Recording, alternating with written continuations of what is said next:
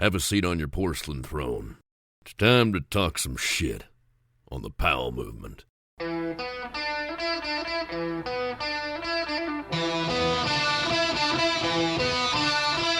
Welcome to the Powell Movement. I'm your host, Mike Powell, and this week I'm heading to Reno to host the High Fives Foundation's annual Silver Tie Gala. This is one of those spare no expense fundraisers where the host, me, is decked out in a tuxedo, and the goal is to raise $500,000 to produce the programs that help make the High Fives Foundation so inspirational. I love seeing Roy Tuscany, and I love doing live events better than doing podcasts, for the sole reason that you can't mess up at live events. There is no editing, there is no net, and that's when I'm at my best. If you're at the event, please introduce yourself. I may have a special gift for you at the end of the night. But if I don't see you at the Reno Ballroom, well, I still have a free gift for you. This is the gift of podcast, and this week, it's someone I've been meaning to interview for a long time. McKenna Peterson was a K2 athlete while I was at K2, and she's still with the brand. She's also an Alaskan fisherman, and not just a fisherman, she's captain of the Atlantis. And McKenna came to the studio to record a podcast, which was the first in-person interview that I've done in a while. And I don't know if that makes for a better podcast, but it's so much more enjoyable to record when you can see the person you're talking to and how they react to what you say. I wish I could do this all the time, but I can't, and that doesn't matter. What does matter is you telling a friend about the show. What else matters is buying stickers from me. Honestly, if you want some incredible Christmas ideas or Hanukkah ideas, email me at mike.powell@diecutstickers.com and I'll give you some great, thoughtful ideas for under $100. And regardless if you buy on the web or you buy through me, when you enter the code POWELL15, that's capital POWELL, the number 15 with no spaces, at checkout, you're going to get an additional 15% off your order. But what's more important than stickers are sponsors. And I have the best brands sponsoring this show. Brands that make products that I really believe in.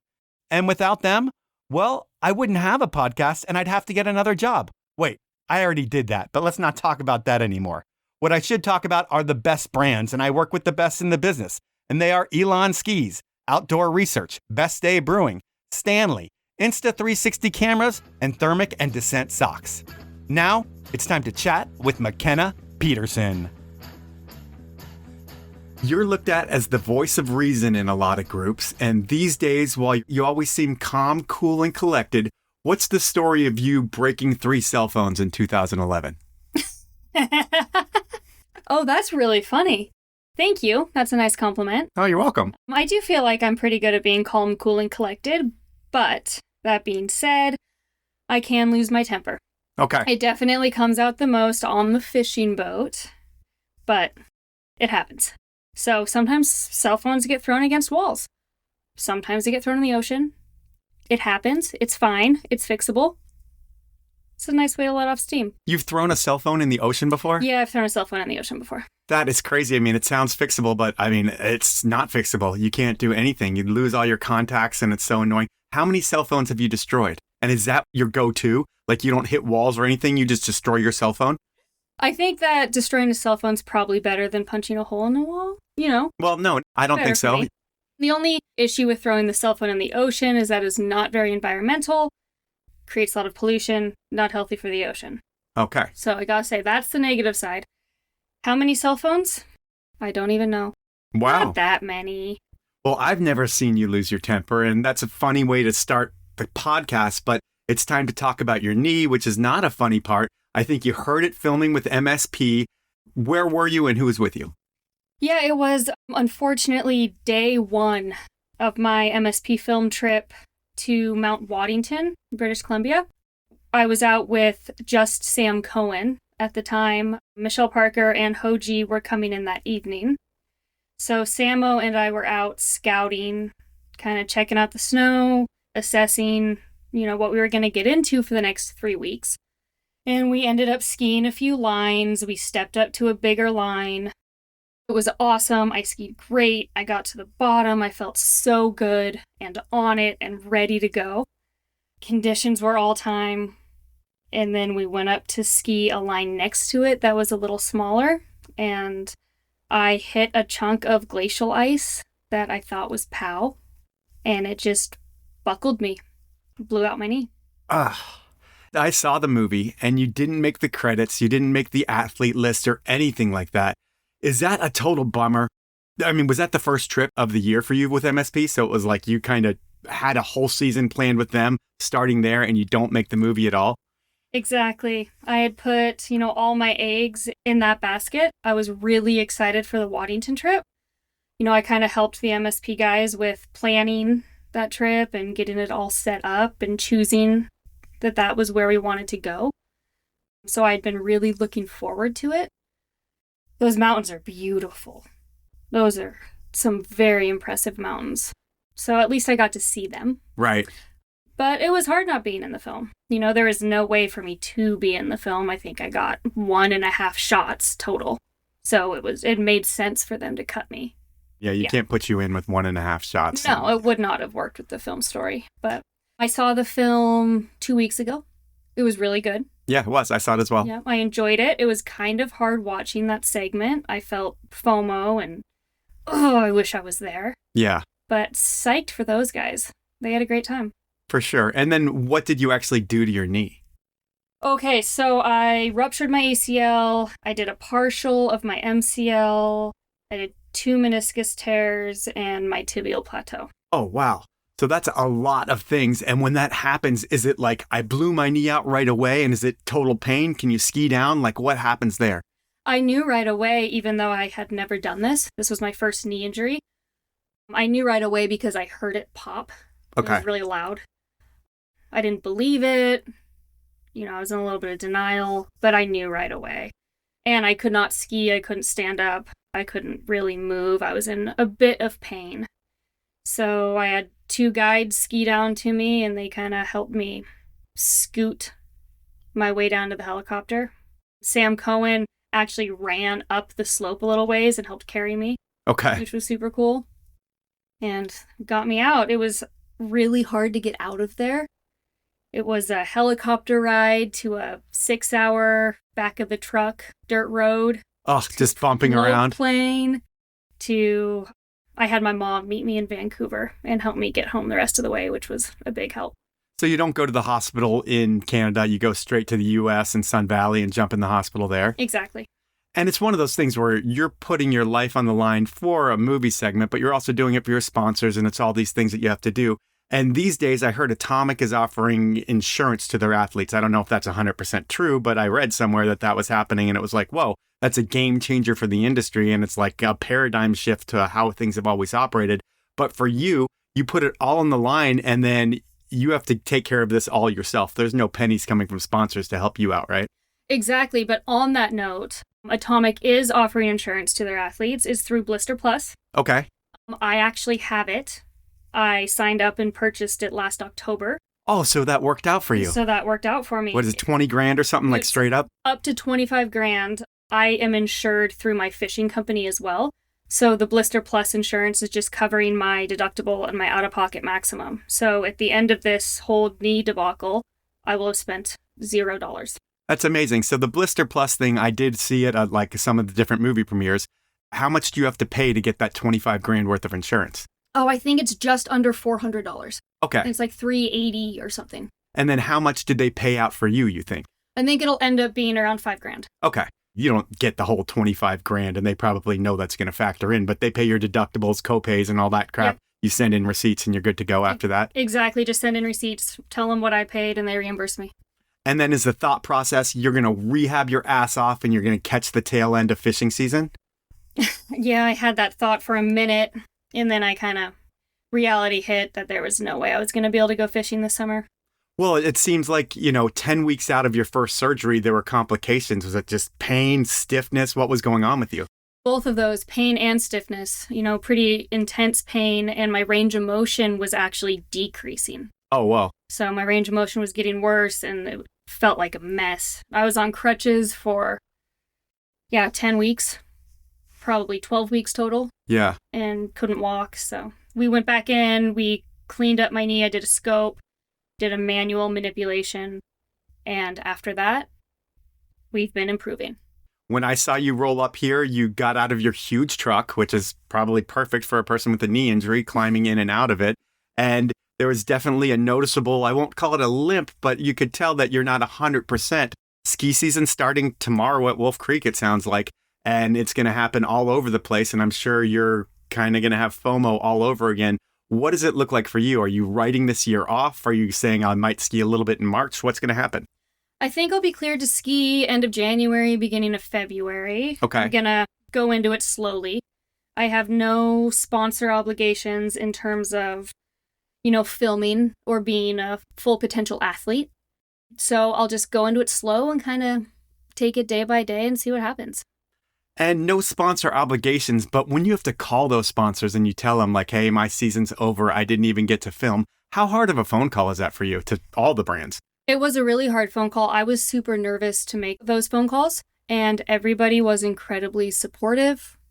Very much, what do you need? What can we do to help you? We're here for you.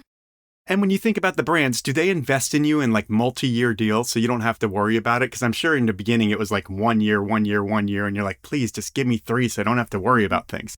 Yeah, exactly. Multi-year deals. Most of my contracts are 3-year contracts. Oh, that's amazing. So are all your deals signed this year and you're not going to lose any sponsors and you don't have to worry about it? It's just like, get yourself better so we can start utilizing you again? Correct. And do your sponsors try to use you in any other way while you're hurt? Or do you try to add value to them? Yeah, totally. I was just in Denver doing an event with K2, kind of a clinic. The BOA clinic? Yep, the BOA clinic. Okay. With a bunch of shop employees. But we also went over the ski line. It wasn't just about BOAs. And then when you think about it, I usually don't talk about sponsors or money in the beginning of the podcast, but we're going to do it. Who are the brands that sponsor you? My main sponsors are K2, Scott, and Extra Tough. And how much is the most you've made in a ski season in your career? People don't really say numbers on your podcast. I don't know if I've heard numbers. People do say numbers, but they usually guesstimate a little bit. I mean, I've never made over $100,000 skiing in a year. Okay, and that's usually how I throw it out. But I would say between 50 and 75 is like a reasonable year for you. But then you're a fisherman too, and I would think that's where the real money comes in. When you think about the best year you've ever had or the best summer you've ever had fishing, what does that look like? That looks like a lot more. Like, could that be $200,000 in fishing? Potentially. Wow, that's pretty crazy. But the thing to note with fishing is it is all over the board. Yep, some years are great, some years are bad, and the work is way harder than skiing, I would think. Exactly. And in order for it to end up being a good job, you have to commit. You have to commit multiple years in order for it to even out to being a legitimate income. And you're pulling shit tons of fish out of the sea. Do you ever feel bad about killing them all? Sometimes. Okay. But it does feel good knowing that I'm feeding the world a protein that's wild and sustainable and incredibly healthy. Well, I love eating salmon, so I think you fish for a lot for that, so that's great. And now to change gears a little bit, you spend a lot of time in the mountains in a world dominated by dudes, and your dad was a commercial fisherman, and you're a pro skier, and the commercial fisherman world is a bunch of dudes, I would think, as well. What's a more sexist place? That is a good question. I'd say they're pretty similar. How so? There just aren't as many women in either industry as there should be. And what's the most sexist thing you've experienced in either world? When I first started fishing, I took a lot of shit. I think partly because I was the new kid. Fishing as in captaining the boat. Okay. As in I was the new kid, and then I think that was compounded by the fact that I'm a woman. So I did have a lot of other fishermen taking advantage of me and bullying me in a way. Mansplaining? No, more like taking my spot in line. Okay. And pushing me out and saying mean things over the radio. That all probably hurt the worst and affected me the most. In skiing, when I was younger, this is before pro skiing, I was on a yurt trip with a group of friends from Salt Lake City, and we were in the Sawtooth in Idaho, and there was this pretty steep, famous, burly couloir that we wanted to go ski, and one next to it that's a little bit more mellow. I wanted to go ski the steep, burly one, and someone said to me, "That's not a girlfriend line." And mental note, you'll never forget that. Whenever you see that person, you're like, God, that guy sucks. Exactly. Yeah. And I skied the line, and it was great. Great. And then everyone says things are getting better, and I'm sure they are. I'm sure contracts, though, probably aren't, because that's all behind closed doors, but that's just my guess. But what are things that can still improve? And I don't even care about fishing in the ski world. I think it'd be great to see more equal support for women, especially in big mountain skiing. I'd love to see a widely sold female pro model big mountain ski. Yeah, when you think about female pro models, what's been out there? Didn't Michelle Parker have one with K2 back in the day? I mean, there was the misdemeanor, but I don't think it was ever a Michelle Parker signature. I don't know. Do you know? No. What female pro models are out there? No, I don't. I mean, I was thinking Kim Reichhelm developed skis a long time ago, but they didn't have her name on them. So I can't even really think of one. No, someone did have a pro model ski, and they had it for Armada, and it was Greta. And it was a bunch of dudes on it, I think. You should have. Yeah, I think it was like a bunch of dudes showing their chests and stuff, and it was like pretty funny. Yeah, I way. remember that one. Yeah. So I remember the graphic. Yeah, so she did it awesome. So now we're going to go into your life and times. Your dad, he was a ski bum, and it sounds like there was a story of him getting kicked out of his house after high school because he wanted to ski bum. What's that all about? My dad grew up here in Seattle. His family's fairly conservative. When he graduated high school, he did not want to go to college. He wanted to go skiing. And when he told his parents that he was not going to go to college, he came home one day and all of his stuff was on the front lawn. No way. He was fully kicked out and he didn't know what to do with himself. So he called one of his high school teachers that he was close with, who was a commercial fisherman, and asked for a job. And so that's how the family gets into fishing, and that's how you're doing it now. And then when he picks a place to live, where you're living now, Sun Valley, how did he pick Sun Valley? Because I'm sure it wasn't as rich as it is today, but I'm sure it was still a wealthy place with like the whole hot dog scene and all that shit going on. Is that why he went there? I think so. I mean, imagine that, being 18, 19 years old. That's so attractive. That sounds like so much fun. Yeah, because I mean, it was like Bobby Burns and all those people were there just kind of creating the culture of skiing back then. And he was right there. And then your mom, she's like a badass skier as well. I think she's from Sun Valley, but she's been on like the cover of Skiing Magazine and been in Warren Miller movies. Is she just a total ski bum as well? Yep, exactly. Mom's probably the best skier in the family. No way. Yep. Okay, that's pretty crazy. So your brother, sister, and yourself were born into being a ski bum family. And then growing up, was your dad gone like 4 months a year in the beginning? And was that tough to deal with? Yeah, it was really tough. Dad was gone 4 to 6 months a year. Okay. He was working hard. He was fishing a lot. And it was hard. It was sad. You know, he was around in the winter. We skied a lot together. When I was ski racing, he would travel with me to my races. Probably only if it looked like it was going to snow at that resort. But I wish he was around more in the summer, but I understand. You know, especially now that I'm a fisherman. Yeah. I get it. It's a good job. It's time for my first sponsor break, and I'm going to start out with Insta360, a leader in action cameras and 360-degree technology. I just received my camera, and let me tell you, this is the coolest piece of technology I've owned in some time. I'm so stoked on my new camera. And why should you get one? Well, you can capture all the action on the slopes with the Insta360 X4. You can shoot a full 360-degree video in 8K resolution and then choose any single angle you want after your run to edit it in. It's so game-changing, and you can't miss the shot anymore. From immersive POV videos to third-person shots carving down the mountain, the X4 does it all. And when you're on the hill, you'll get over 2 hours of runtime at 5.7K and temperatures down to -4 degrees. It's waterproof, it's super tough, and it's easy to use with all your gear on. It's a social media content capturing machine. And guess what? I have a limited time offer for the first 30 Powell Movement listeners who buy an Insta360 X4 camera. You're going to get a free ski pole mount so you can record 360-degree action hands-free. Here's what you need to do. Head to store.insta360.com, buy an X4 camera, and when you check out, use the promo code POWELL, that's capital P-O-W-E-L-L, and you'll get this special gift with purchase. Next up, it's Elan Skis. And while I could tell you all about the new award-winning Ripstick ski models and then push you to demo them at your local shop because they'll make you have more fun on the mountain, I'm just going to talk about your local shop. There's something special about stepping into your local ski shop. The smell of the freshly waxed skis, discussion about where to find the best skiing, and expert advice makes these shops more than just a place to buy gear. We at Elan believe that ski shops are the soul of skiing. A place where skiers can come together for genuine human connection. And that can't be replaced by going online. Going to a ski shop is an experience where you want to connect with a like-minded person who understands what you're wanting to do and wants to share their knowledge with you so you can have a good time doing something they love to do too. Shops are among the last authentic pieces of the ski community we have left. And here at Elan, we want you to support your local ski shop. You can find our list of dealers nationwide over at our website, elanskis.com. And remember, support your local ski shop. Last but not least this round is Best Day Brewing. And with snow season here, skiers, snowboarders, weekend warriors, tubers, sledders, snowmobilers, snowbikers, you get it. The doers of winter are getting ready to shred. And post-shred, it's all about apres. And this year, do apres the right way.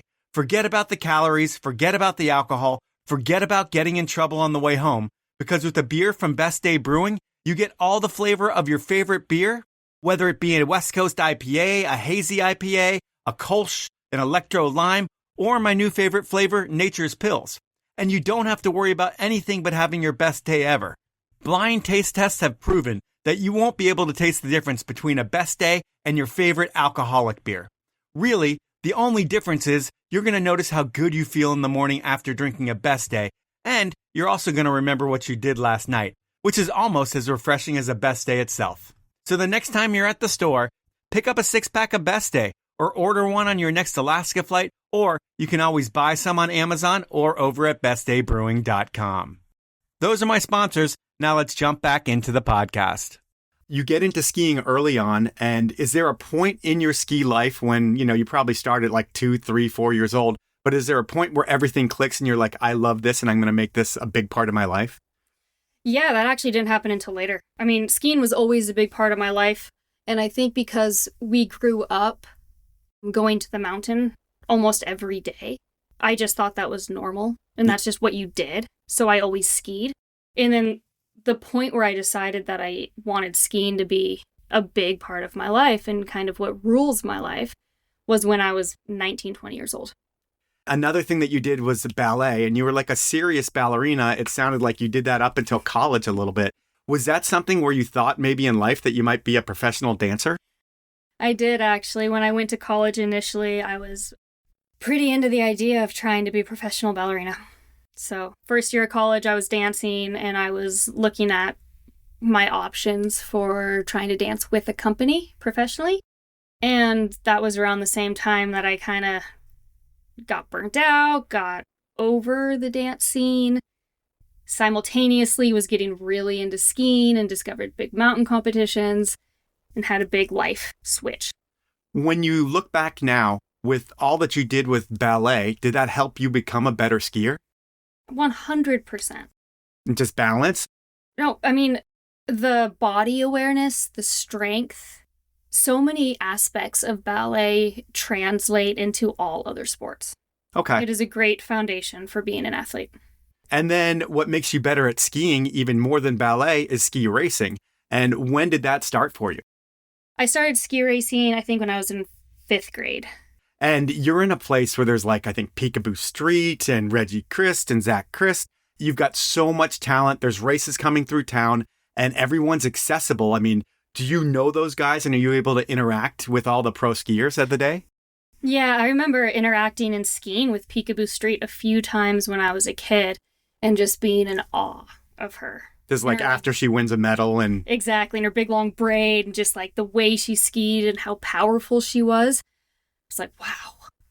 And does it make you think when you look around and you see all this talent around you that like, holy shit, I can be this good. I live here and this is what I'm going to do?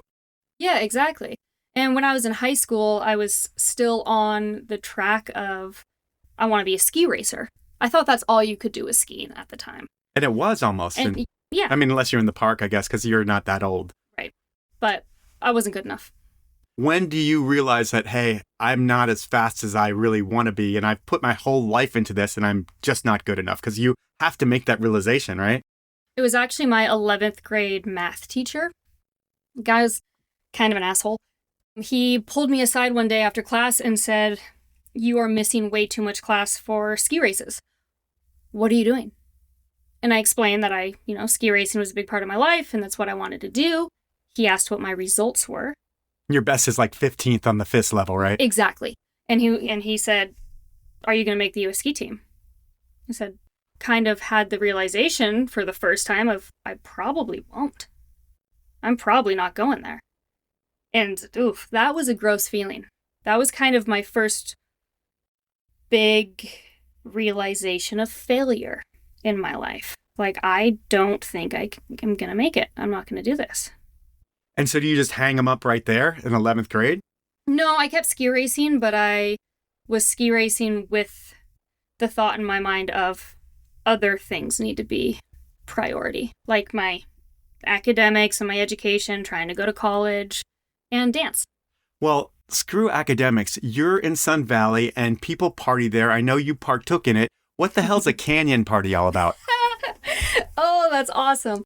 Yeah, I mean, we're up in the mountains. We're in the woods. So when we were kids, we would party out canyons. So dirt roads, way out, 30, 40-minute drive from town, out back dirt roads up into the mountains, and have huge bonfires and kegers. Awesome. And then the one thing about ski racing that I didn't touch on, when you quit and you realize you're not fast, not quit, when you realize you're not fast enough, does that impact your confidence at all? Or are you able to just move on and say, fuck, that was just a waste of time? Totally impacted my confidence. I was pretty sensitive about it. My girlfriends that were my peers in ski racing that I grew up with all kept going. And they were better than me. And I watched it happen. And yeah, it kind of made me feel like I just wasn't good enough. Well, while all those girlfriends and other people are going to Hood to race in the summer, you weren't doing that as much. You were going to Alaska to go fishing. And when did you start doing that? I guess we went up to visit our dad on the fishing boat pretty much every summer for our whole lives.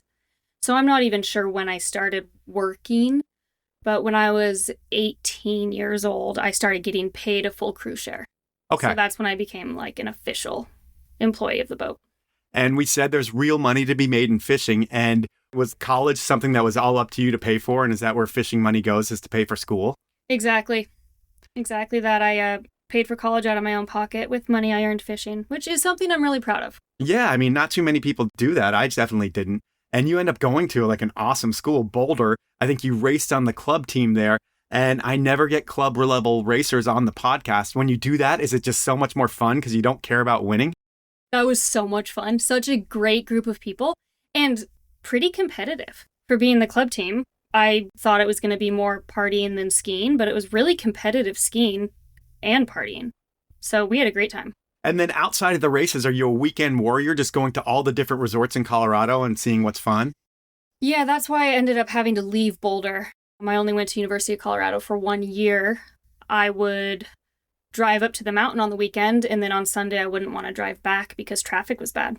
And I'd use that as an excuse, and I would just stay up at the mountain through Monday and Tuesday and then drive back to school and miss class. Okay. And Boulder is such an amazing campus, so it's like pretty crazy that you left there, but I can get that you want to be in the mountains. I mean, you grew up in the mountains. So I would think anytime you're in a city or anytime you have to sit in traffic, life kind of sucks for you. But I guess the most important trip of your time in Boulder was when you went to Crested Butte.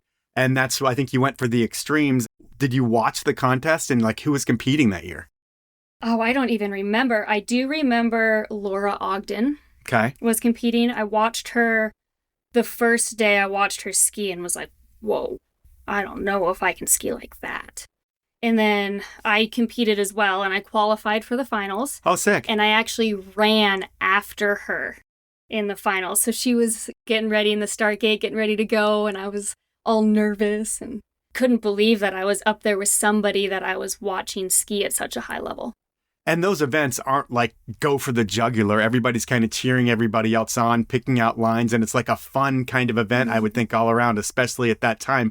Did it feel like you finally found your tribe of skiers and like the people you wanted to be around? Exactly. The camaraderie was so special. Everybody was supportive and happy and having fun regardless of results. It was such a good time. And so from there, you leave school, you head back to Sun Valley. I'm guessing you take a bunch of different jobs during the winter. And then that's when the Subaru Free Skiing World Tour was going on. And was it pretty much just going event to event there from Sun Valley and being a ski bum? Yep, exactly.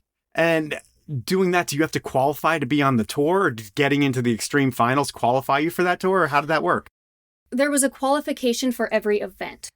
Okay. So every single competition had a qualification day, and then a day one, and then a finals day. So it's open to anyone. Open to anyone, as long as you sign up in time. So it's all the paperwork thing, and sometimes skiers are bad at that, but you weren't bad at that. You made sure you're road tripping and doing it all on your own and making sure it was going to happen. And when you think about those contests, I mean, they were super stacked. I mean, there was Angel, there was Jackie Peso, there were so many badasses there. I mean, what was your best finish in one of those free skiing world tour events? Best I ever did was second place. I never won. But that had to be amazing to stand on the podium. I mean, between ski racing and Big Mountain, all your contest career, you stood on that podium, and that had to be such a rewarding feeling. Yeah, it felt really good. That was fun. Is that New Mexico where you did that? Yep. Okay. House. There's no money in these things. What do you win for getting second place? Like $500? $1,000, $750. So no one's doing it for the money. No. Everybody's like living in vans and staying in hotel rooms with like 20 people. It's really just like a traveling group of gypsies that ski, right? Exactly. Yeah. And everybody sends it on the hill and then off. Yep.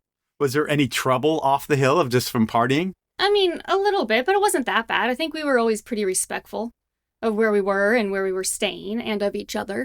So there wasn't much trouble. It was just a lot of hungover mornings and rowdy nights. It's really the best time of my life. Awesome. And I saw one picture from back in that day. I don't think you competed at this contest, but it was at Revelstoke. And it's just you with just a bloody face. What's the story behind that photo? Oh, I was skiing Revelstoke with my girlfriend, Meg Haywood Sullivan, and she was taking photos. And I went to jump off a cliff and did not read it right and had a gnarly flat landing. Put my knee in my face, broke my nose, and put my teeth through my bottom lip. I had like a dime-sized hole in my bottom lip. I have a good scar still. Do you worry about that kind of stuff? Because some people, if they get a scar on their face, they would be super worried and self-conscious about that. Do you care about that kind of stuff or no? No, I mean, I don't care now. At the time, I was like, oh no, what happened? And we went to the emergency room in Revelstoke, which is really small, as you can imagine, small town. And the doctor in there had my boyfriend help him sew up my face. So my boyfriend had gloves on, and they were like working together trying to sew my face. That is so wild. This is not going to look good. Canada, huh? Uh-huh. Yeah, that's why it's free healthcare, I guess. We'll get the American boyfriend to help out. A huge moment for all the wrong reasons was the North American Free Skiing World Championships in Kirkwood. Were you at that event? Yes. Okay. And that's the one where Ryan Hawks ended up losing his life. He was like a beloved athlete on the tour. He was, I think, Angel's boyfriend at the time. And was that the first time that you had lost someone in the mountains and like that whole traveling crew had lost someone? It wasn't the first time, but that was a big one for me. Okay. That was my first time losing somebody that I was close with. Yeah. And how do you react to that? Like, I mean, does it take a while to kind of even want to ski again? I mean, what happens to you at that point? Because you might not be a teenager, but you're no older than like 21, 22. Yeah. I mean, that was really impactful. It kind of made me rethink what we were doing and the risk of skiing the way that we were skiing. It also just kind of rocked the community. We were all hurt. And I carried that with me for a long time. And I pretty much stopped competing after that. I did a few more competitions the next season, but I wasn't really in it anymore. I realized I just kind of wanted to settle down in Salt Lake and ski Alta and stop traveling, stop skiing at that level. So it makes you think about risk and all that stuff. It was like, that was the hard line. It was like, holy shit, I don't need to be doing this anymore. I'm not on the podium every week anyway. It doesn't matter. Exactly. You know, I can still go ski with all these people and have fun. And at that point, you weren't even sponsored, but I think that kind of happens soon after. Is that when you hook up with Blizzard? I was actually already hooked up with Tech Blizz before that. And how did that come together? Because that had to be like, when someone believes in you and starts wanting to give you product, that has to make you really, really happy and believe in yourself. Talk about confidence. It's like, whoa, they want to give me something? Yeah, that was exciting. That happened at the Big Mountain competition in Palisades. The team manager for Tech Blizz at the time came up to me and asked if I had any relationships with any brands. And I said no. And she said she'd like to send me skis and boots. So she hooked me up with Flow product for a few years. And man, that felt good. What were you skiing on when you were paying for skis? I was skiing on head because that's what I ski raced on. And one of the head reps is a good family friend. So he just hooked me up with some bigger skis for the comps when I first started. And then how does Scott come together for you? Is that something that's like a Sun Valley brand and you're like, I know all these people anyway, and they're like, we're going to support your skiing, McKenna? Exactly. That was a Sun Valley connection. I'd been wearing Scott product my whole life, and I knew all of those guys, so when I started doing the competitions, I just asked, and they were giving me free goggles and poles. Were there any money or anything like that in it for you at that point, or did you get any trips out of it? Like, did Blizzard say, hey, we want to shoot some photos here and we want you to come on a trip? Yep, I did a couple photo shoots with Blizzard, which was fun. Salt Lake, and I think we did one in Grand Targhee. But no money, no contracts. Okay. That was all just handshake flow product. The game-changing sponsorship for you was when K2 signed you, and I was kind of behind the scenes at that point, and I knew maybe even before you knew that it was going to totally happen because I sat next to Alyssa. But how did that all come together? That came together because I had decided that I wanted to pursue professional skiing, finally, after all of the years of big mountain competitions that I was doing just kind of for fun and for the lifestyle. I started shooting photos, realized that I had some potential, and I wanted to try and pursue being a professional skier. So I called my cat trip, Sun Valley connection, good family friend, and had a great chat with him about joining the K2 team. He connected me with Alyssa Clark, and she brought me on board. And do you get brought on first as like an alliance team member, and then you transition to a full factory team member? Yes, exactly. I got brought on as an alliance team member in the beginning. So what's the difference between those two programs? Well, back in the day, the K2 Ski Alliance was the women's side of K2. So all of the women were a part of the alliance. And we were a really cool group. You know, we developed the female skis, we did all the marketing toward women together. And then as time progressed, the K2 Ski Alliance kind of dissolved, and K2 encompasses both female and male products now all together in one group. Now, what is better? Was it better having a group like the Alliance who was sitting with engineers and them actually listening and making it happen? Or is it now just one whole area where there's a bunch of voices all together, but the women don't have a weighted voice? I actually think it's better now because K2 did a good job of bringing equal amount of women in to contribute to all product development and design. They do a good job with equaling out the marketing between men and women. The one thing I want them to do is have a female pro model. I mean, that would be amazing. I've said it to him a few times. Not my pro model. I don't want one, but I'm pushing for this to happen. I think you just need to create a graphic of 30 men's pro models and then one women's pro model and be like, this is the industry and this is the problem. And if you can't see it here, then you're not going to see it ever. You could probably lobby for that. But at some point, if you lobby for something too hard, do you feel like you're the squeaky wheel and you're almost afraid for your job a little bit? Yeah, I understand that. I have been the squeaky wheel quite a bit, especially with a brand like K2 that I feel so connected to because I've been there for 13 years. I have been a little bit of a squeaky wheel, and I think that they appreciate that, and I think they respect me. It's time for my second round of sponsors, and I'm starting this one out with Outdoor Research. Have you seen that black and white Mark Abma kit online or in the new MSP movie? If you haven't seen it yet, look them up before you buy your gear for this winter. They're sick. And not only are OR's products built differently and outperform just about anything thanks to being athlete and employee tested here in the brutal conditions of the Pacific Northwest, nowadays they have so much more style than the OR gear from just 10 years ago. When you bring in athletes like Mark Abma, Micah Evangelista, Zoe Atkin, Tom and Bass Van Steenbergen, and many more, and you have them sit down and work with designers and marketers, it's no wonder why the cuts and styles are looking a little bit different than that climbing-inspired OR gear that you used to see. It's really a game-changing difference in the fit and function of the gear, and the look, well, it really is incredible. And with the holidays right around the corner, get someone in your life the gift that will last over time. I can honestly say that I've loved OR since I bought my first raincoat from them back in 2000, and they truly make my ski days better. And while I may not be the best skier in the world, my Outdoor Research kit makes me look like a pro. And you can do the same thing by heading over to outdoorresearch.com, looking around the site, and treating yourself to the best. Next up, when it's cold out there, I don't hit the mountain without my Thermic heated socks. They are the original heated sock, and still the industry leader after 20 years. I mean, if your feet are frozen, it's going to ruin your day, and you're going to end up coming in early. And no one likes that. And that doesn't happen to me because I always wear my Thermic socks. And this year, they're better than ever. Thermic's new smart elastic technology heated socks Think a high-performance fitting, thin ski sock where the patented heating components have stretch rather than a bulky heat banding element. They literally feel like you're wearing your normal favorite pair of performance ski socks with heat. But if heat isn't for you, don't worry. Thermic has you covered with their athlete-tested and proven Dissent line of socks. Some of you may be blessed with feet that never give you issues, but most of us aren't, and that's where Dissent Labs comes in. They've engineered performance socks with their athlete team to eliminate things like chafing and heel blisters in your boots when you're touring or splitboarding. And for over a decade, the people at Dissent have been making socks that have a distinctive, locked-in fit that never seems to change, no matter what you get up to. At the end of the day, Thermic and Dissent socks are the go-to socks for people in the know. Drop into your local boot fitter and retailer and you'll see what I mean. My final sponsor is Stanley. And when Stanley started sponsoring this podcast, the story around the brand was that green bottle that keeps your grandpa's coffee hot. And that's still a story, but this week, they're totally changing the script. Actually, this year or the past few years, they're changing this script. And the latest big news around the brand is that they've signed Messi. The most famous soccer player in the world is part of the Stanley family.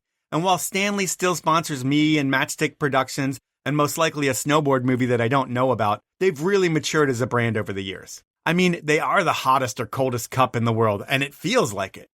And it's still all about the product. Well, marketing with Messi and Olivia sure does help things, but if you don't have a great product, the marketing doesn't matter. And since Stanley has consistently had the best cups and bottles to keep things hot or cold since they invented the category in 1913, you need to check out what they're doing. While I still swear by the pint glasses that I use every day, which could be a perfect Christmas gift for the man in your life, I see so many other people out there drinking with that quencher cup, which is so popular. And I get it. For some reason, it makes you drink so much more water, and that's awesome. Really, these days, Stanley has something for everyone, and I'm going to save you 30% on all of your Stanley purchases. How am I going to do that? Well, when you head over to stanley1913.com and go shopping, then you check out, you want to enter the code POWELL13, that's capital POWELL, the numbers 1913 with no spaces, and you'll save 30% on all Stanley gear. Those are my sponsors. Now let's jump back into the podcast. When you think about the opportunities that K2's created, they created a big platform for you to create your own content and women's content specifically. And what was your greatest personal content trip with like the girls of K2? Oh, wow, that's a great question. The greatest one was my first Warren Miller segment in Valdez with Lexi and Amie. But I would say that's a Warren Miller thing, and I'm going to bring up Warren Miller as well. But K2, they had Ross Reed. Ross was creating a ton of different content, and there was shit where it was just like you and a few other K2 people, and it was going to be distributed by K2, and it was just to create K2 specific content, right? Yeah, we did a few of those good trips. We did a couple to Switzerland that were incredible. We did a couple to Japan. We did a couple trips to Revelstoke that were all for K2 and just with the female team. And this might not have been with one of those trips. It could have been with a Warren Miller or something like that. But what's the story of Amie Engerbretson almost losing you at a rave? Yeah, so that was Disruption Cup in Germany. That happened COVID year, 2020. Okay. It was probably the start of COVID, came from this rave. They had that crazy start to the Disruption Cup too, like the hydraulic drop-in. Yeah, that was so fun. Yeah. I love the Disruption Cup. I wish they would do it again. Yeah, we had this crazy, classic K2 after party rave, and I might have disappeared for a little bit. Amie was trying to keep tabs on me. I'm not really sure. We partied until the sun came up. How many times have you partied with Amie until the sun comes up? Uncountable. Fair enough. Bigger picture, outside of those K2 projects, which you tried to bring up and then I stopped you, is Warren Miller. And that's a huge thing in your film career. When you get the call of like, hey, we've bought you into Warren Miller, you're going to do all these trips with them. What's the thought going through your head? Like, holy shit, I finally made it? Exactly. I've made it. I'm going to be in a Warren Miller movie? Whoa. What is that going to feel like when I sit down in the audience and watch myself on that screen instead of watching all of my idols? I mean, that is such a cool feeling. And I think we need to remember to revel in that feeling, because in this industry, as athletes, we can so often feel like we need to do more. We haven't made it yet. We got to do better. We got to do something different. We all need to remember those first moments and how significant that was and how good that felt. Yeah, I mean, that sets your career on a trajectory of just like up from there. And like, what were the highlight trips of that first year? Well, the trip to Valdez with Warren Miller was phenomenal. That was my first time skiing in Alaska, my first time skiing out of a helicopter. The conditions were perfect. The snow was stable. We stepped up to some pretty big lines. I didn't realize that was rare in Alaska. What, that it all lines up and it's not weather days? Yep, first time doing it. All lined up. We were there for 2 weeks. We skied like 11 days of the 2 weeks. That's insane, yeah. It was perfect. Yeah, so it just seems like, yeah, you go to Alaska, you jump in a helicopter, and just the vibe of being in a helicopter and the camaraderie of like when it lands and you're all on the ground and like there's just something to be said for that I feel like every skier should experience because it's different and anybody can go ski in a helicopter and feel it. You don't have to go to Alaska, but it's just amazing. It is. It's amazing. It's such an adrenaline rush before you even start skiing. And then when the helicopter flies away and it gets silent, it's like this long exhale. Okay, here we go. And how intimidating is it when you're on top of some of those things? Everybody talks about the blind roll-ins and all that kind of stuff. But for you, your first time there, how scary is that? Really scary, but it also something about how good the conditions were and how consistent the snow was on that trip. It was scary and intimidating, but it was also confidence inspiring. And on that trip, I surprised myself with, I felt like I skied really well and skied high speeds and was dropping into terrain that was really intimidating with confidence. And it's just because the snow and everything's lined up perfectly and you kind of build on the day. And by day 11, you're like, I can ski anywhere you drop me off. Exactly. That's pretty amazing. And then when you think of Warren Miller, when I think of Warren Miller, I think of lavish trips as well, because they do some of those trips. And have you had one of those just amazing trips that like you could never afford, but Warren Miller afforded it to you? All of my Warren Miller trips have been that way. Were you at some crazy lodge for that heli trip? Was that the intro to it and 5-star dinners and everything? Yeah, we were staying at the Santa Lodge. Okay. During that trip, I did a trip to Greece with Warren Miller. That was phenomenal. I didn't know you could ski in Greece. And it dumped on us Japan quality, massive amount of snow. And we were skiing bottomless over the head pow in Greece. Which is totally crazy. And that trip, I think you were with John Falkiner, who's like an absolute legend. And do you learn a lot from a guide like that in the mountains who's just been around forever? Definitely. I have a lot of respect for John, and we actually keep in touch. That's pretty cool. I really admire him, and, throughout my career, I've kind of toyed with the idea of guiding. And, right now I'm starting to tiptoe down that path, and I've talked to John a lot about it, and he's been honest and open and kind of a good mentor. And do you talk to him about his past, too? Does he talk about Marco Shapiro and Chate Bella Uva and all that stuff and being James Bond's stunt double and all that shit? Yep, he had a wild past. He has a wild current. Just a cool guy. And he's putting out a movie. They're working on a movie right now that should be out, I think, within the next 6-8 months. I asked him to do a podcast. He's like, let me get this movie project out first, and then we can talk about doing a podcast. So I will speak with him one day. But when you think about guides in the mountains, who else has stuck out to you as just a badass who taught you a lot? Oh, boy. I've always really looked up to Jess Baker, and I've skied with her a few times. I met her initially competing when I was super young, 19 years old. And I, really appreciate the way her career has gone from, competitions and big mountain skiing into the guide world. And some of the crazy expeditions she's done. And the way she lives her life now. Reggie Christ and Zach Christ. Yeah. They get as much heli time as anybody else in the world, I would think. They do a great job of always making sure they have fun. I don't know how they're able to always do that, but man, those guys live an incredible life. They do, and Reggie's helping me out a lot right now with trying to decide if that's something that I want to pursue. And then when we go back to filming in the podcast, MSP is another company that you filmed with. And while Warren Miller is cool and it's going to get way more exposure than an MSP to the masses, is it more of an honor to be on an MSP shoot with one of the more core ski companies in the world? I wouldn't say it was more of an honor, but it was definitely different and exciting. And I did look at it as a pinnacle of my career. Is it different in the respect that with MSP, you need to step out of the helicopter or wherever you are and throw some gnarly shit down so all the crowds are going to be screaming and stuff? Where it's totally different with Warren Miller, where they might have some people coming off the chairlift and crashing and that kind of stuff. Is it a totally different experience and just your mental mindset going into the skiing?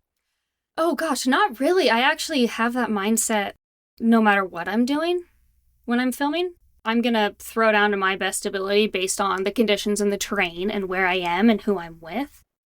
So it didn't really change my mindset other than the feeling of, can I keep up with the other athletes that are on this trip with me? When you go on your first MSP trip, who are those other athletes that you have to keep up with? Well, my first MSP trip, I was filming in Alaska with Chris Benchetler. Even though he was not filming for MSP, he was filming for something different, but we were skiing together. And man, watching him ski in that terrain was just jaw-dropping. I mean, he's an artist as well as a skier, but he's an artist on the mountain as well. Just with all the butters and crazy shit that he does, his style is so unique. And he was once a K2 guy, and, you know, he went to Atomic, and the rest is history. He's running their brand now. He's probably the reason they have insurance, because he's such a good person. He's like, we need insurance, and I'm sure they eventually listened. Right. I hope so. But that was a good trip. It was really cool to watch him ski. And he helped me a lot. Helped me a lot with line choice and support. You know, I skied one line where I got a little lost and kind of got a little freaked out. And he was on the radio talking me through it. Just telling you exactly where to go. I can see it. You're fine. Just go here, and giving you the confidence you need to make it through. Yeah. And then MSP hired your brother one season to go film with you, and he was going to film your whole segment. And I think there was a sled trip that you guys went out on, and it was like isothermic snow. And what was the biggest meltdown you had with your brother? Oh, yeah, that's a good story. That's my favorite film segment that I have done. Was the Idaho segment that I filmed with my brother Axel 2 winters ago. So doing it in the hometown, the home mountains with your brother, it's all family and it's everything you've always known, and putting it on the big screen, which is bigger than you guys could have ever imagined when you were kids. But you lost your fucking mind, it sounds like. I did. I fully lost my mind. That was the biggest breakdown I think I have ever had in the mountains. We were out spring skiing. We went up to ski a bigger line.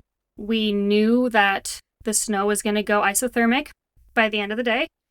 And I don't know if we just ignored that because we wanted to go ski the line, or we just didn't know how bad it was actually going to be.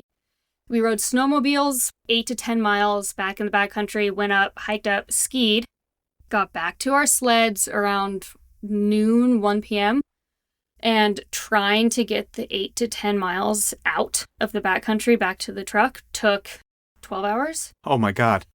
It was 4 to 5 feet of full depth isothermic snow. And it was the most difficult, physical, gnarly snowmobile riding I have ever experienced. And I'm not a great sledder, but I'm pretty decent on my snowmobile. I can go anywhere. Yeah, you got out there. I can do all the moves. And I just fell apart. I could not do it. The only way to move through the snow was full pin, in a wheelie, micro weight adjustments, trying to steer as best you can. It was so gnarly. It was so hard. I just got drained. All of my energy was gone. I laid down in the snow at one point and started crying and said, I'm just going to lay here until it freezes. I'm going to walk out with my skins on. So Axel, my brother, had to coerce me back onto my snowmobile to keep trying. And we did eventually get out. And when you think about it, it sounds probably like one of the hardest days of your life. Have you had harder days on the water, though? I have had harder days on the water. I mean, skiing's gnarly, but fishing is way gnarlier, right? Yeah, fishing's gnarlier. I've had harder days fishing than that day. But something about that day just broke me down. Okay. Well, we talked MSP, we talked Warren Miller, and then the other big project that you've been around isn't really a big project by any means, but it's got a lot of legs. It's Karl Fosfet's Brap Ski. And is it a totally different experience when you're dirtbagging it with Karl and crew, and it's more family-like compared to the MSPs and Warren Millers of the world? Yeah, it is a different experience, but I love it. I love that dirtbag family, like all of 6 of us sleeping in one hotel room, all on the floor. I think it's fun. You know, it reminds me of the Free Skiing World Tour days, which I said was the best time of my life. And when you get in the mountains with a dude like Karl and he's tricking every feature possible, is that just like mind-blowing to see? It is. It's so fun to watch Karl ski. He's incredible. Yeah, he really is. And are you the voice of reason and almost, I don't want to say the mom, but like, hey guys, this is a bad decision, or hey guys, this is a good decision when you guys are out there, or not even out there in the hotel or wherever? Do you have to play the grown-up role around those dudes, even though they're not kids anymore? I try and play that role, but actually, Karl is very safe, aware, and in tune with what's going on. I've seen him pull the plug and back off of a lot of stuff and pull the whole group out of places and off of lines because he doesn't think it's safe. So I haven't really had the opportunity to step up and play mom and tell the boys it was a bad idea, because Karl's usually the one in charge of the group, and he does a great job of that. So he's the alpha on those trips? He's the alpha on those trips, yeah. Okay. And then when you think of the most insanely talented crew that you've ever been on a trip with, what would that be? Man, I think it was going to be this Waddington trip that I screwed up and had to get hellied out of with Michelle and Hoji and Sam Cohen. Would have been so fun. Whoa, was that the one that Hoji was in the slide in too? Yeah, that was scary all around, it seems like. Yeah. And let's see where I'm going to go now, because I've kind of gone all over the place timeline-wise, but I guess I have to bring it back to 2016. Everything's going great in your ski career and in your life. Everything's perfect. Everyone's so proud of what you've done. And then the unthinkable happens. Your dad gets caught in an avalanche and he ends up passing away. I can't imagine that. And I'm so sorry to have to bring it up. How do you find out? I find out my mom called. And where are you? I was in Salt Lake City. It was actually a great ski day. I was up at Alta shooting photos early morning. I think we had, a foot or foot and a half of fresh pow that morning. So I was up shooting photos with Lee Cohen. And then after we were done shooting, I stayed and skied, half the day.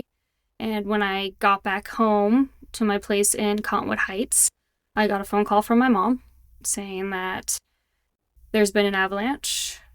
Axel is okay. Your dad has passed away. Oh my God, your brother was with him too? Yeah. I didn't even realize that. So do you just get in the car and drive straight home right there, or get in your truck and drive? Exactly. And how do you get through those first days and weeks of something like that? I don't even remember them. It's just a blur of just like sadness, kind of? Yeah, it was a blur. My whole family was together, and that's what mattered. How long does it take you to accept it and be able to almost move on? Because, it's not like one of those things where you can say he went doing what he loved, which you might say to someone else who goes in an avalanche. When it's your dad, it's a totally different thing. While you probably still haven't fully accepted it, how long does it take to go back to living your life again? Yeah, you're right with that, not fully accepting it.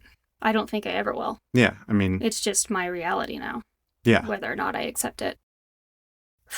My whole life changed then, so I don't even know if I can say that I went back to living my life. For a while there, I just started putting one foot in front of the other and was checked out, depressed, trying to take care of the family, trying to move forward. And, eventually I just kept going forward. How long does it take for you to be happy again with anything in life? Does it take like a couple of years for that to happen, where you're like, can finally be like, smile on top of a line and be like, holy shit, I haven't felt this in a long time? Actually, I don't think that took that long. I remember going up to Sun Valley Ski Resort with my whole family, maybe a week after Dad's accident.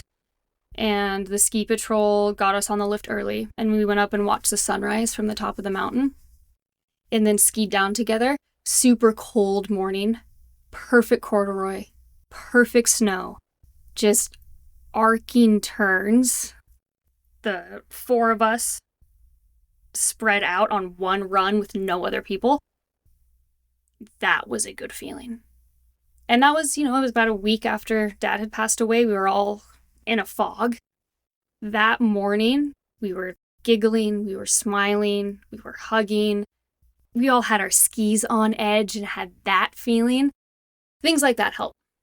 There's something about skiing that makes you forget about all your problems for the run or whatever it is. When you get back on the lift, you can remember them again. But when you're in the moment, there's something beautiful about that where you can totally forget about everything. Exactly. But your whole life is kind of wrapped up in things that he taught you to love, skiing and being on the boat. Do those kind of things trigger sadness for you too? Or is it more just, that's just who you are? Both. Okay. Mm-hmm. Definitely both. And so the boat was his. And was there ever any thought of selling the Atlantis and getting out of the business altogether and just creating your own life altogether? Or did you almost want to take the boat and be the captain of it and kind of do that in his honor? I'm actually surprised myself with how much I wanted to take the boat and be the captain and continue fishing. If you would have asked me 6 months before my dad passed away if I wanted to do that, I would have said no. I had no thought, no idea even of that being what I wanted to do, and something inside of me changed after Dad died, and that's all I wanted. All I wanted to do was learn how to run that boat, take it over, and continue running his successful business. That first season of you as a captain, what are the big mistakes that you make? Because I would think there's probably a lot that go into learning how to be a successful captain. So many big mistakes. Just learning how to fish. Learning how to fish takes a lot. Like finding where the fish are? I was actually pretty good at finding where the fish are.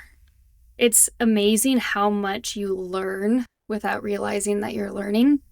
So from all of the years up on the boat, I developed a pretty natural instinct and awareness of how the fish are moving and where they are and where to catch them. It's all of the technical aspects of actually catching the fish that I had to learn, and how to control and drive the boat, how to move the boat around, and then how to work with other fishermen.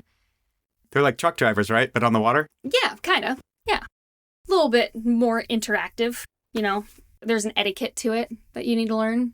Like in the lineup, you need to know where to go. And if not, it's like a surfer kind of thing where they get all pissed, like locals only. Exactly like that. Okay. So I made a lot of etiquette mistakes my first year. Did you make any mistakes that cost you a lot of money, like running the boat aground or doing anything like that?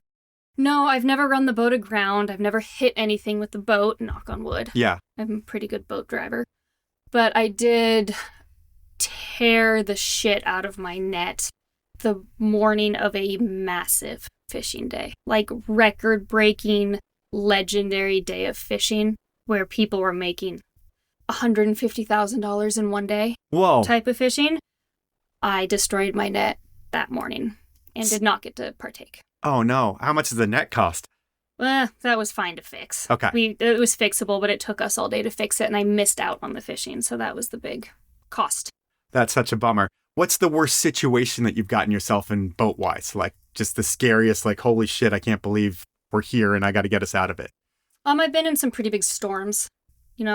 One in particular, I was trying to switch fishing locations in the middle of the night because where I was had dried up and was not producing. And where I wanted to go was an 8-hour drive. And even though the weather was changing, I went for it to try and make it there to fish the next day and save my opening. And I came around one of the points and ran into just a massive, massive storm. Huge waves, constantly taking waves over the bow, taking the boat in and out of gear, unable to turn around because the waves were so big. Like if you turned around, you get flipped sideways? Yeah, you can't go sideways, can't go broadside to it. And we ended up, I was driving the boat for like 14 hours straight, just trying to get through it to find a place to hide.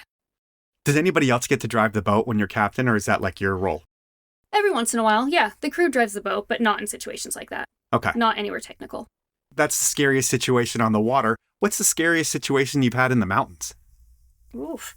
I've been in some situations where the snow has changed, and we've been out there, and you start to get that gut feeling of this isn't good. And you can kind of feel the snow changing under your feet and the way it's skiing. You can feel it's taking heat.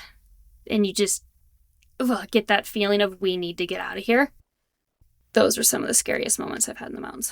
And those are just like things that you would know from feel and like feel only. Like some people might not understand that, but you get that. You've been there and it's like, holy shit, if we're not out of here soon, everything's going to change and we could be in some real trouble. Exactly. That's kind of, I guess, what happened with you and your brother almost. Maybe not what happened, but like everything changes and your whole world changed. No, seriously, if that's what happened that day of isothermic, we just ignored it and then we were obviously snowmobiling on the somewhat flat, so it wasn't a danger thing. It was more of a, we can't move through this terrain type of thing. Okay. And then speaking of being scared on the water, there was a crazy trip that you went on with Pip Hunt and her mom, and there was a few other people on the trip. You were on a boat for like a month, and you're used to boats, but this time there was a really gnarly storm there. Was that one of the worst storms you've ever been in? Yeah, and that was actually probably scarier than the storms I've been in on the Atlantis, where I've been in charge. We were sailing from Iceland to Greenland in order to ski along the southwest Greenland coast. All first descent type stuff, right? Yeah, all first descents. It was beautiful. It was such a cool trip. But we did end up getting caught in a massive storm. I think we were in 30-foot waves and 60-knot winds. Parts of the boat were breaking. We broke the jib of the sailboat because we hit an iceberg. We were taking on water. All of the electronics died. And I remember sitting up in the wheelhouse with the captain and the first mate, trying to listen to them speak, but they were only speaking to each other in French, so I had no idea what they were saying, but you could tell from the tone in their voice that it was dire. And I couldn't go down below to my bunk because I was too tweaked out. And I was sitting up there just taking on waves. You know, it was filling up on the inside and then draining back out. I was drenched, and I thought I was going to die. And at one point, I sat down and ate an entire bar of, like, unsweetened Icelandic chocolate. Yeah, I heard someone ask you about what happened to all the chocolate, and you thought, well, you can tell what you thought. I thought I was going to die, and that's, like, all I could think of doing was eating this bar of not sweet, gross chocolate. So strange. But that was terrifying. But that eventually clears up, and you guys get in the mountains. And when you're going and doing first descents like that, is it one of those things where you're going into all these places blind? And does that, like, make it so much harder to actually get to where you want to go? And, like, what's the challenges of that? Yeah, it was all unknown. We didn't really know what we were doing. In the research for that trip, I found a blog from a group of rock climbers that had been to this area in the summer to climb. So I had an idea of the terrain from their photos, but wasn't sure how it would fill in with snow. So we were choosing our lines from the boat as we were sailing up these fjords. And then we'd drop anchor, go to shore, do snowpack analysis, continue to analyze the snow as we were climbing. It was so fun. We got to ski some really, really beautiful, beautiful lines.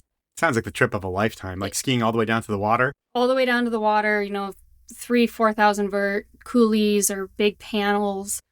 Conditions were pretty stable and pretty consistent, so we kind of had free reign. That's awesome. And then when you think about what's scarier, because we're talking about fear on that boat and you're going to die, or you thought you might die with 30-foot waves, it's just mind-blowing to me. I mean, I watch a lot of those videos on my Instagram of the people in the North Sea, and that's like crazy to me, but it sounds like that was even crazier. What's scarier for you, a gnarly day in the mountains or a gnarly day on the water? Gnarly day on the water, hands down. I'm terrified of the ocean. I feel a lot more comfortable in the mountains than I do on the ocean. Well, the cool thing about when you're on the water, and especially in Alaska, is you're able to look up at the big Alaskan peaks and see all the things that you want to ski. It sounds like the first time you did that was with Warren Miller. And is that kind of the deal now? It's like, I would think most commercial fishermen don't get to ski a lot of the lines that they look at from the boat. But is that your deal now? It's like you're driving around, you're like, I'm going to ski that, and I'm going to ski that. And do you have all those kind of marked in your head of what you have done? I do. Where I fish in Southeast Alaska, the mountains that I'm fishing around are ones that I have not skied yet, but I do have them marked out. I have them on my maps. I have photos from 8 different seasons in June of how they're still holding snow or if they're not holding snow. I'm constantly tracking how much it snows there in the winter, and eventually it's going to line up where I have free time and it dumps in those mountains and I go ski these lines that I've been looking at that I haven't touched. Awesome. One other thing is your dad's a hardcore skier. He was on the water forever and he looked up at those same mountains. Did he ever get to ski in Alaska like that? Did he get his heli ski time as well? He did. He went heli skiing a few times up there. He did a few trips with Seba. He also hiked and skied a few times. There was a fishery in Sitka, Alaska, herring fishery, that my dad did a few years in a row. And he would bring his skis up. Okay. And he would go touring outside of Sitka. Nice. Well, what's your most memorable Alaskan ski day? Wow. Most memorable Alaska ski day. I did a trip in 2017 with Sam O'Cohen. We glacier camped on the Surcouf Glacier outside of Haines and went and skied the Brothel, which is a gorgeous, gorgeous spine wall outside of Haines, but it's actually in Canada. So they don't heli ski it. You're not allowed to heli drop on it. It needs to be climbed to be skied. And that was probably the best ski day of my life when everything lined up and we finally went for the brothel. We had a 3 a.m. start. We had a massive hike and climb ahead of us. On the way there, we found gorgeous knee-deep champagne powder on this somewhat mellow, 2,000 vert slope, and just made epic wiggle turns through that super low density light blow up in your face snow. Mm-hmm. Climbed back up, got to the top of the brothel. Super intimidating, scary, steep, gorgeous spines. Dropped in, skied our lines clean, beautifully. And then we had another few thousand feet of navigating the glacier below the brothel to get to Valley Bottom to circle back around to our camp. And that was intricate and scary and wild. And we navigated from photos that we had taken from the airplane as it was bringing us in to drop us off at camp. So we weren't 100% sure about where we were going. We were roped up for a lot of it. And full value day. I mean, that was just all of the experiences and everything I love about skiing culminated in one day.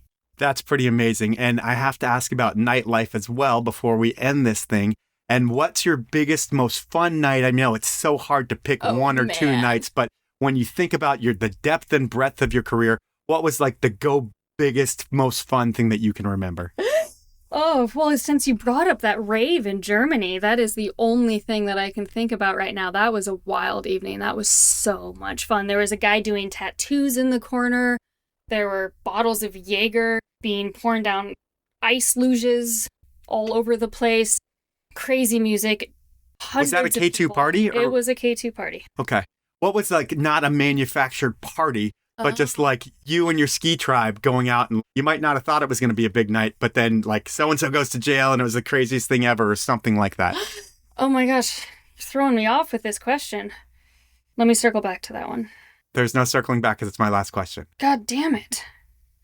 I mean, we had some wild ones as kids out those canyon parties. I mean, it was summertime in the sagebrush in Idaho desert, so there were rattlesnakes all over the place.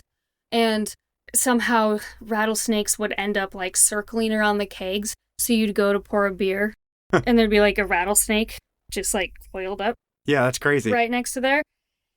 And there were a few nights where people got arrested at those. And a few nights of hiding in the bushes all night trying not to get caught. All right. Well, we're going to let you slide with that answer because at this point in the podcast, I have something called Inappropriate Questions. And this is where I get someone to ask 3 questions, and they can be anything.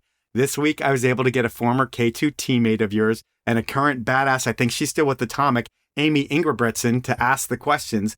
And are you ready for question number 1 from Amie? No. Okay, inappropriate questions for McKenna. First question.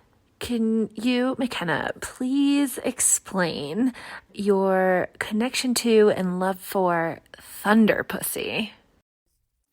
Have you heard of Thunder Pussy, Mike? I have. I think I saw them. They're from here, right? They're from here, Seattle-based band. I think I saw them at the West Seattle Street Fair 3 years ago. Mm-hmm. They are phenomenal. Everybody should listen to Thunder Pussy. All-female rock band based in Seattle.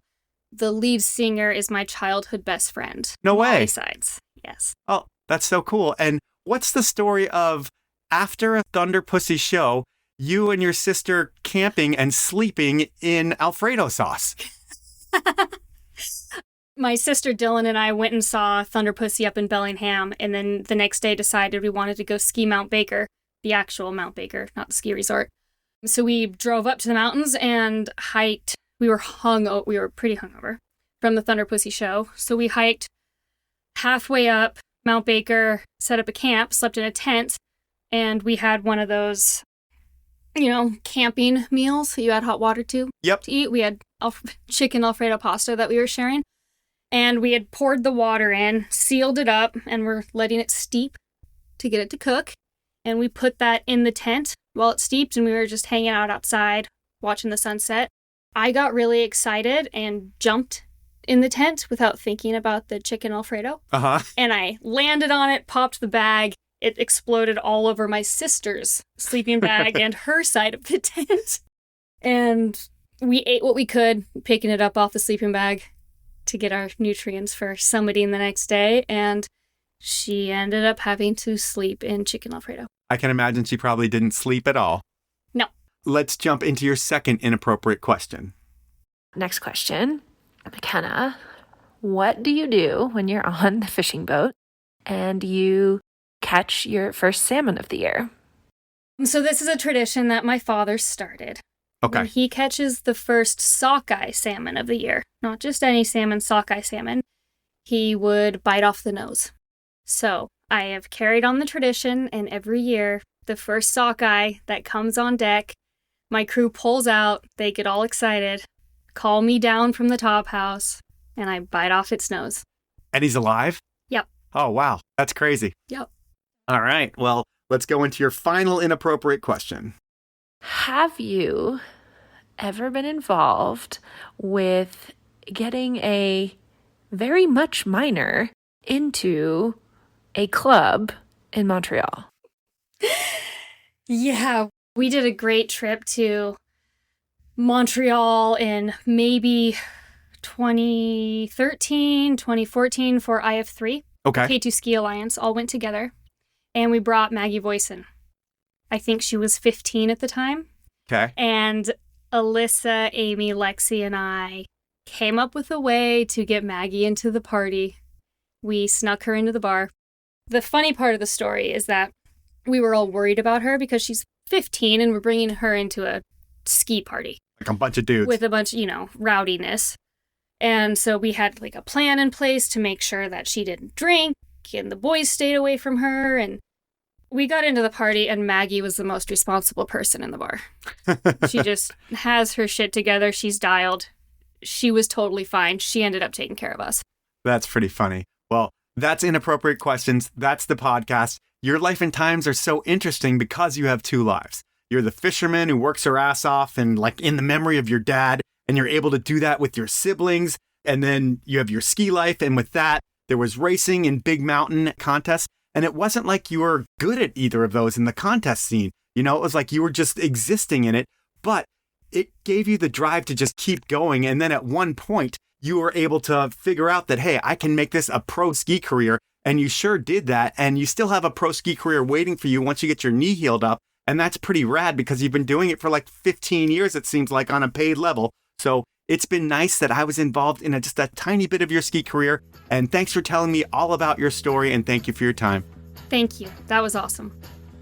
So that was time with McKenna Peterson. And she is such a badass.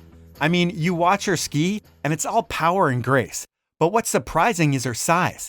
She's tiny. And she's able to generate so much more power on snow than I ever have been able to do. That's because she's a professional level athlete, and I'm not even close. And while McKenna wasn't destined for greatness on the World Cup level, her race background has her skiing great everywhere else when she's healthy. And it's only a matter of time until she's back in the mountains, on the big screen, and then, in summer, on the water. While life hasn't been a traditional fairy tale for McKenna, I guess she's lived the pro skier version of a fairy tale of a life. Chasing powder out of her home base in Sun Valley all winter, chasing fish in Alaska, captaining the family boat in the summer, and not having to beg sponsors for money because skiing is McKenna's side hustle. MCP will be back soon, and I will too. I'm also MCP. But now it's time for me to go, and instead of me asking you to do a lot of things for me, I'm just going to leave you with this. Please review me wherever you listen. Please subscribe while you're there. Please share my social media posts, and most of you won't do this. And I'll end up sadder than I already am every day because you're not doing this, and whatever, you don't care, and that doesn't matter. But I get it. You're most likely not even hearing this part as you're getting excited for me to read my incredible list of sponsors because I only work with the best brands in the business, and you love hearing me say the best brands' names. And they are Elon Skis, Outdoor Research, Best Day Brewing, Stanley, Insta360 Cameras, and Thermic and Dissent Socks. Have a great week, everyone.